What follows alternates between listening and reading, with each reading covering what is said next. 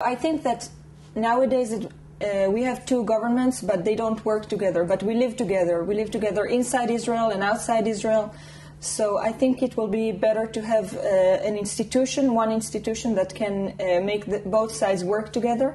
We don't want to cancel the other parliaments. I mean, it's very important for everyone to have his own government, his own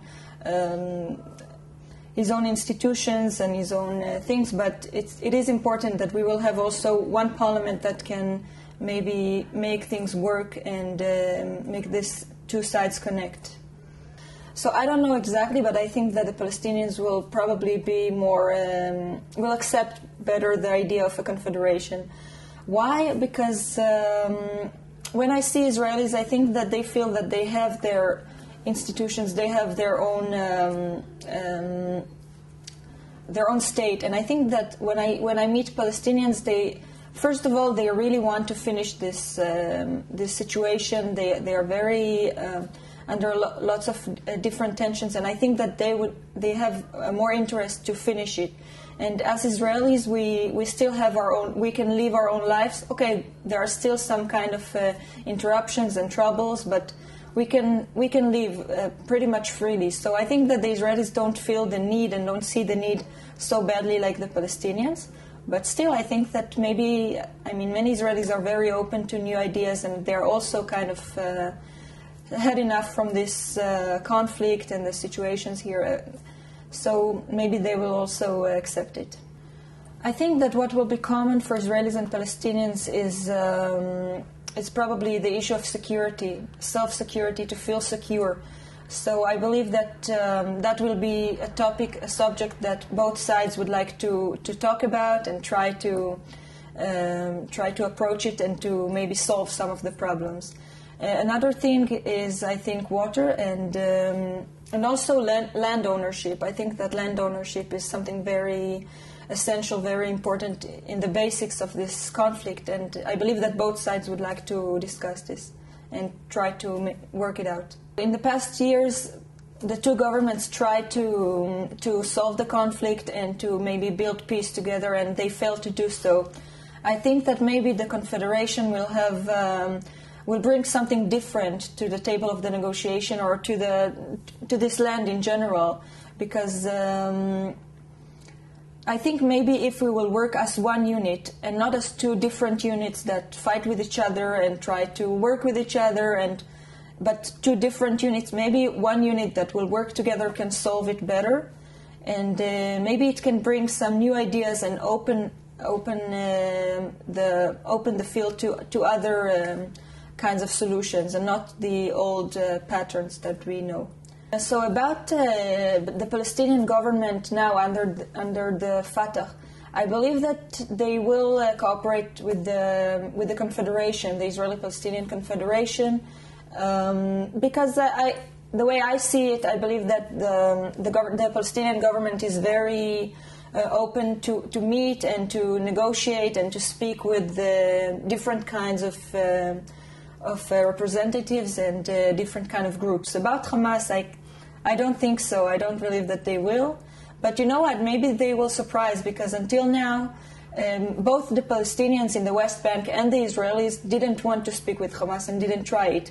So maybe if we will try, they will answer, but they will accept our offer, but I can't guarantee that. If the Israeli people and the Palestinian people will accept the idea of a confederation, so probably the United States will also accept it and try to work with the Confederation.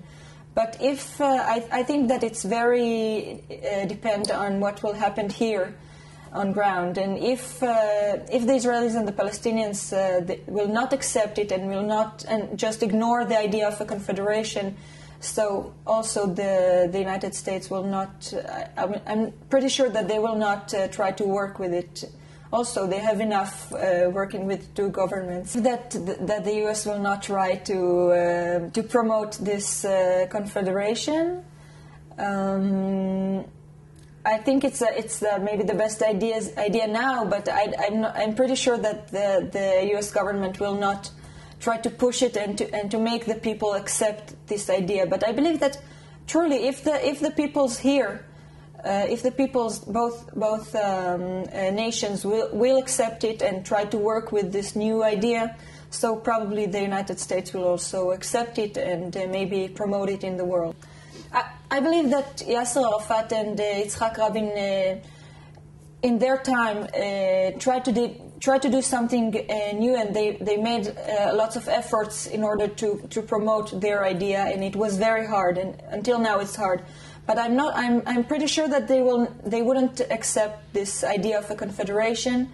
I think that what they did was very new and very brave for their time, and maybe the confederation is something a little bit further that they couldn't have accepted on these times. But maybe the leaders nowadays that live here and that already been through Oslo and Oslo Accords and other kinds of agreements and trials of agreements, maybe they can accept this idea of a confederation, and maybe they will be brave enough and open-minded enough to accept it.